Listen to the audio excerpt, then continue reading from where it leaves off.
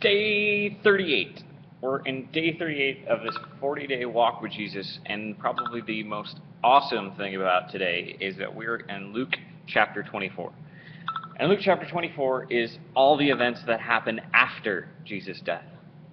And they're the ones that really make everything important. Because without these accounts, without these first-hand,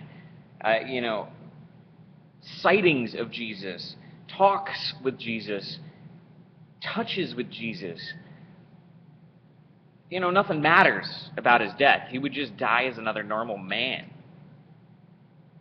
But he rises from the dead. Luke starts out his account of this by saying, on the first day of the week, at early dawn, they went to the tomb, taking spices they prepared. These are the women. They found the stone rolled away from the tomb, but when they went in, they did not find the body of the Lord Jesus. And they were perplexed about this. Behold, two men stood by them in dazzling apparel. As they were frightened and bowed their faces to the ground, the men said to them, "Why do you seek the living among the dead?"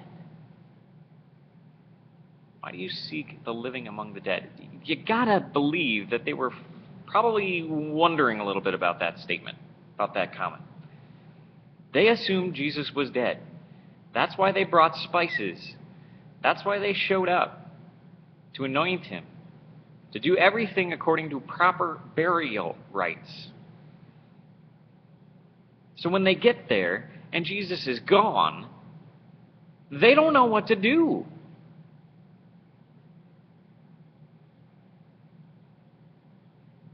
The angel continues on. He says, "He's not here. He has risen. Remember how he told you while he was still in Galilee that the Son of Man must be delivered into the hands of sinful men, be crucified, and on the third day rise." And then it was like it clicked. The light bulb went on. They remembered Jesus' words. Returning from the tomb, they told these things to the 11 and all the rest. And then you hear about Jesus with two of his disciples. Two of them are on their way to Emmaus, about 7 miles from Jerusalem. And while they're walking, this man comes up behind and listens to them. And as they're discussing all the events that have just happened in Jerusalem, this man begins to explain them all to them. And then he sits down to eat with them, and he blesses bread, and he blesses wine. And suddenly, they get it. They're like, wait a second. This was Jesus. And he disappears from them. And then he appears to his disciples again. He shows them his hands, his feet. Says, "Go ahead, touch me. If I'm just a spirit, if I'm just a ghost, then you won't have anything to touch." And then he ups the ante, right? He says, "Here, give me something to eat." Now, if any of you have ever remember Casper the Friendly Ghost, and he had a few other, uncles, brothers, something like that. And I remember vividly this clip of watching them eat and everything fall right through them because they're just ghosts, right? So nothing really gets digested, nothing really gets eaten. Well, that's what should have happened if Jesus was not real flesh and blood. If he wasn't resurrected. This isn't zombie stuff. This is real resurrection.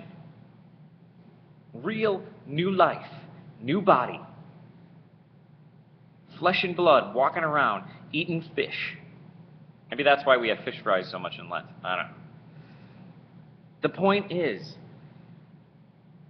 that all of these events, these accounts, they summarize, they are for us the faith we get to hold on to. They bring it about clear. They remind us of how Jesus fought off death, proclaimed his victory over it, and now gives that to us as adopted sons and daughters in his kingdom. And so I like to joke that death is simply a momentary setback, because that's really all it is. We live everything in this life to the fullest. We live it to give God glory. We live it to serve one another, to bless people. And when we die, we get to be united with Christ. Not with these earthly bodies that are going to decay, but with heavenly bodies. Bodies that will live forever. Bodies that are perfect. It's one of those incredible mysteries of God that I just can't wait to experience tangibly. So, read through Luke 24. Get ready for this awesome celebration we're going to have on Easter when we get to rejoice in all of these accounts and what they mean for you and me. We'll talk to you guys tomorrow.